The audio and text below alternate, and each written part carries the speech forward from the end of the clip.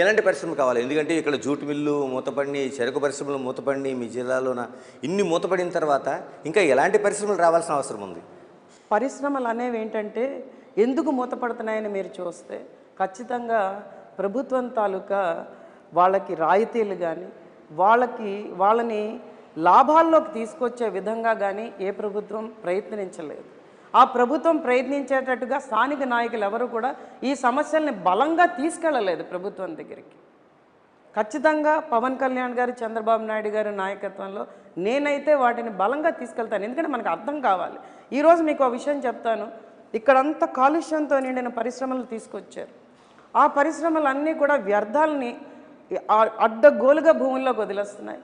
నెల్లిమల్ల నియోజకవర్గాన్ని ఇలాగే వదిలేస్తే వాళ్ళకి ఆ కంపెనీలకి మనం కొమ్ము కాస్తూ ముందుకి నాయకులు నడిపిస్తే ఈ ప్రాంతాన్ని ప్రజలందరూ వదిలేసి వెళ్ళిపోవాలి. మీరు ఆల్రెడీ చూస్తున్నారు.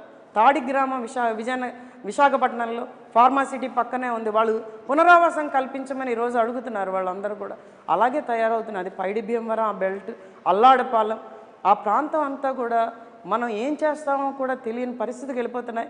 పోనీ ఈ పరిశ్రమల్ని మేము భరిస్తాం, ఇటు దివీస్ భరిస్తామని ఇక్కడ ప్రజలు అంటూ ఉంటే వాళ్ళకు ఉద్యోగ అవకాశాలు ఇవ్వట్లేదు, నాయకులు పట్టించుకోవట్లేదు. 2019 ఎన్నికల్లో నాకు పేపర్ మీద రాసి చూపించారు ప్రజలు. ప్రతి పంచాయతీకి, మాకు 101 పంచాయతీలు ఉన్నాయి, ప్రతి పంచాయతీకి నేను ఖచ్చితంగా 5 ఉద్యోగాలు ఇస్తానని ఈ స్థానిక ఎమ్మెల్యే, వైఎస్ఆర్సీపీ ఎమ్మెల్యే ప్రామిస్ చేశాడు. కానీ ఈరోజు దాకా ఒక్క ఉద్యోగం లేదు. కనీసం వెళ్తే కూడా మాట్లాడట్లేదు. యువత అందరూ ఖాళీగా ఉంటున్నారు. ఎంఎస్సి ఆర్గానిక్ కెమిస్ట్రీ చేసిన ఒక అమ్మాయి ఈరోజు వైఎస్ఆర్సీపీ వాలంటీర్గా పనిచేస్తున్నదంటే చూడండి ఎంత దరిద్రం. 5,000 రూపాయలకి. అంటే ప్రభుత్వంలోని చిత్తశుద్ధి ఉండాలి, స్థానిక నాయకుల్లో చిత్తశుద్ధి ఉండాలి.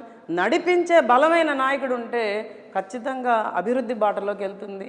సంక్షేమం అందాల్సిన వాళ్ళకి అందాలి, అభివృద్ధి అందాల్సిన వాళ్ళకి అభివృద్ధి అందాలి.